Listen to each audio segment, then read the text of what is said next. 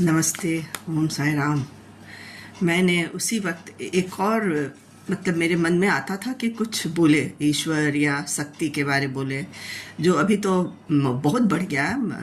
अभी आज के डेट में बहुत बढ़ गया है, लेकिन ये सब 1989 90 की बात है। उस समय हल्का फुल्का हमारे अंदर ये भावना आता था ईश्वर पे, क्या है ईश्वर, भगवान कौन है, हम कौन हैं, क्यों आए हैं, किस लिए आए हैं, पर्पस ऑफ लाइफ क्या है। ये सब उस वक्त बहुत जानना चाहते थे, लेकिन उस वक्त तो नहीं। लेकिन अब मुझे मतलब 20% भी, थोड़ा बहुत भी हम जान लिए हैं कि हम इस संसार में क्यों आते हैं और क्या करने आते हैं।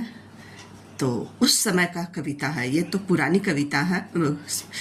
कविता है जो मेरे दिल में आया था उस वक्त 1988-89 में, वो मैं अभी पढ़ रही हूँ।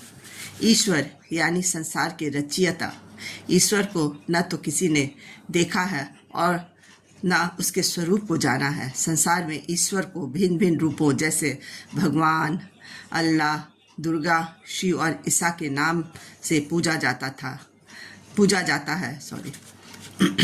ये सब तो एक महान शक्ति का प्रतीक माना गया है, जिसे हम लोग भिन्न भिन्न नामों से पुकारते हैं। शक्ति जो अपने आप में बहुत बड़ी शक्ति है, जिसे आज का न तो वैज्ञानिक जान पाया है और न ही दार्शनिक।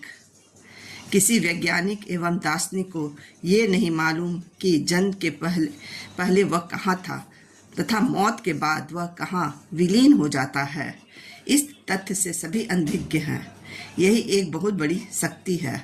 आखिर वो चीज़ है क्या जिसे ना तो हम मानो समझ पाए हैं और न कभी जान पाएंगे।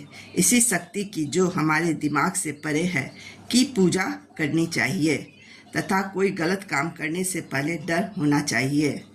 मनुष्य तो इस संसार रूपी माया जाल में कुछ दिनों का मेहमान बनकर आता है। उसे इस संसार में कर्म के लिए भेजा जाता है।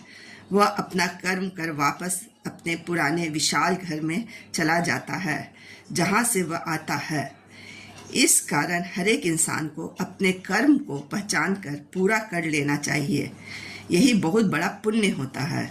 इस कर्म रूपी संसार में एक दिन रहने का मूल्य उस दिन का कर्म करके चुकाना पड़ता है। ओम साई राम।